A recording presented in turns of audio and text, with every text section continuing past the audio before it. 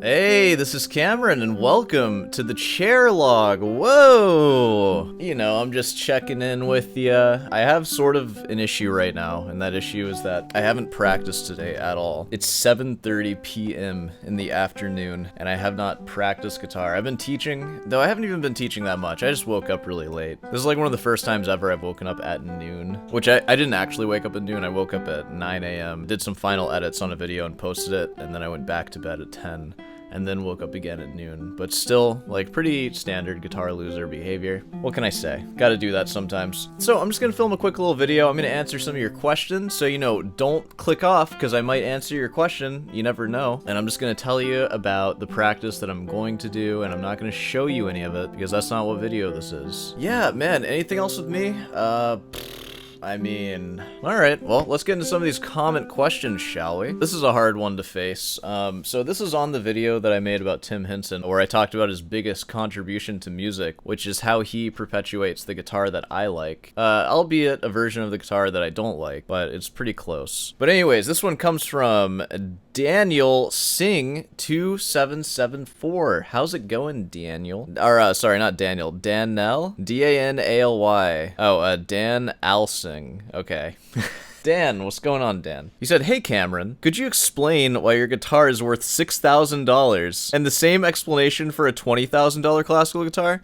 Well, I think those are going to be two different explanations. That's funny. Like, you sound like my girlfriend right now. Like, why does it cost that much? And it's just like, it just freaking costs what it costs. I don't know what to tell you. Just let me buy it. Yeah, that is an excellent question to confront myself with. Why does this guitar cost $6,000?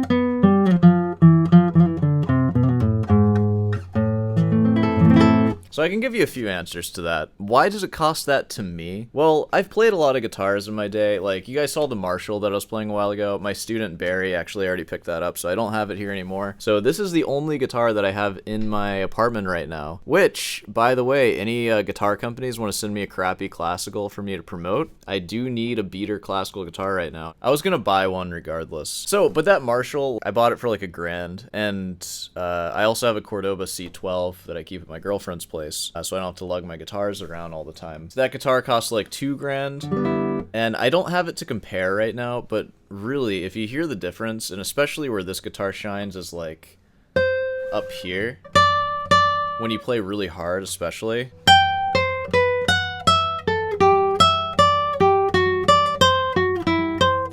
Which, like, you might not be able to tell how loud I'm playing there. But I'm going like pretty maximal. Playing much louder than that would just be like wasting energy. Like if I did that on the Cordoba, you would hear the tone break. So just some things I've learned from this guitar that I think make it worth the money is I've learned a lot about guitar tone and how to make a guitar sound good while playing louder. Like you hear it in some things, like play the Morel Sonatina. Like on this guitar,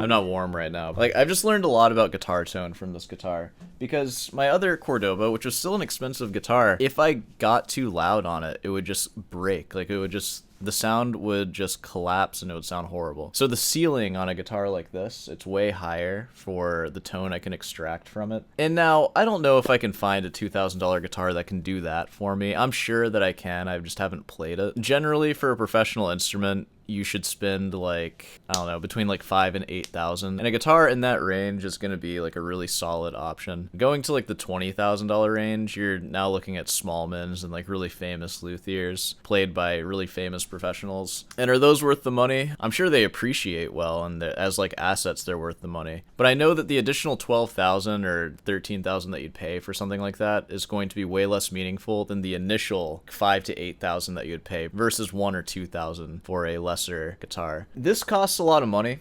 It actually didn't cost that much money. I bought this from Timothy Stice, and he made it for me. So I selected the woods, and I made it. And first off, it's made from Brazilian rosewood, which added an extra $500 to the value. So we're looking at $6,000. Now it's $5,500 if I just wanted like regular Indian rosewood. And then these tuning pegs, what are the names of these pegs? Hold on. I can't find the letter that he wrote for like verifying all the woods and the tuning pegs and stuff, but it's a brand like Elise or something. It starts with an A, and these tuning pegs cost $1,200. Why do I get $1,200 tuning pegs? I don't know. I just felt like it.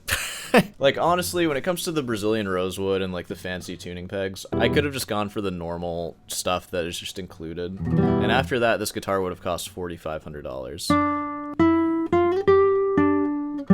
So, you know, I have some like extra bells and whistles, which could be good. I think it'll probably like keep its value a little bit better, just having like super fancy tuners and like being a fancy endangered wood. So it's probably good for that.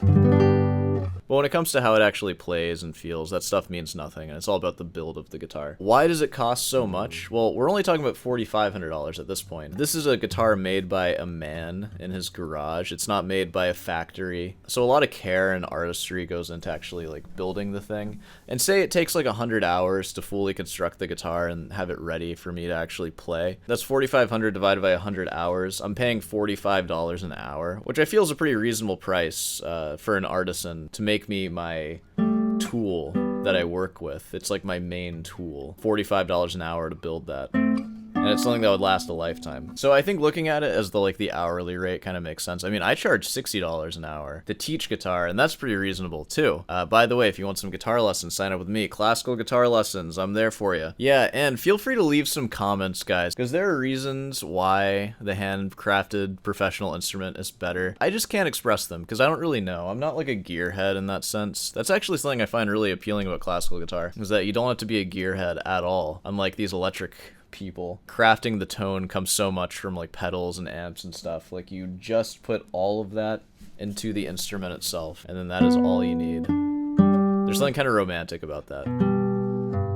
So, if you compare a handcrafted professional instrument to a factory-made or like handcrafted factory like Cordoba or whatever other brand, there's just not going to be a real comparison to be made. But those guitars are still good. The Cordoba C12 is still a fine guitar. It's just, once you get used to not playing it, it's hard to go back. Which I still go back whenever I'm at my girlfriend's house. It's just, I know when I'm playing my Cordoba now, when I'm like sort of overdriving the note a little bit, I know that it would sound good on this guitar, so I kind of deal with doing it there. But before knowing what this one felt like, after like hitting the note too hard or something, I would pull back and think like, oh, this is like, guitar is not meant to be played like this, right? So having an instrument that really reflects what your fingers are doing and all of your intentions, going back to a lesser instrument, it's a little bit easier. You have a bit more scrutiny now for what a guitar should and shouldn't sound like. My touch on the guitar has changed dramatically since getting this guitar. I have an Ibanez GA35 TCE. Let's see this freaking guitar, an Ibanez. It's an electric classical guitar that has a cutout. I'm not a huge fan of the cutout. Actually, I can't even overstate how much I hate the cutout, because you're literally removing the resonant part of the guitar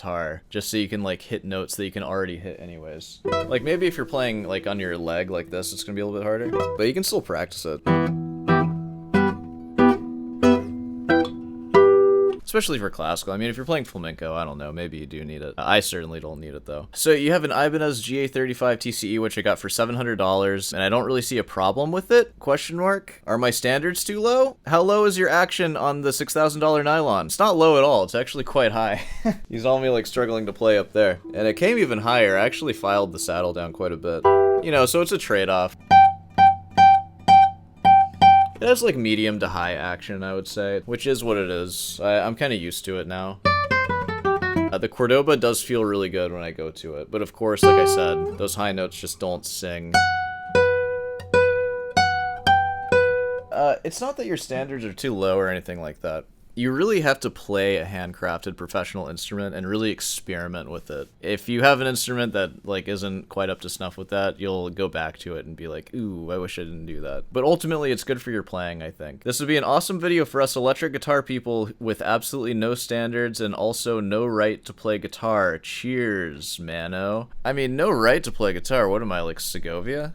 No, dude, no. It's always a progression, man. There was a time that I thought my Cordoba C7 was like pretty decent, and then you move on, you go to the C12, and I remember like the Cordoba C7 action was so low, and then I moved on to the C12 and the action was kind of high, but it like sounded better, of course, so I just sort of dealt with it. But now when I move to the C7, the action feels really low, which is funny because it used to not always feel that way. I actually thought the action on that guitar was high. No, there's nothing wrong with your guitar. I'm sure it's fine, but if you ever want to experiment, I recommend doing that. You never know. You try it, you might like it, and then you might be spending just all your money on a guitar. and that's just how it goes. So in short, I have my experience as to why it's better. I can't tell you technically why it's better. To me, it just is. I don't know.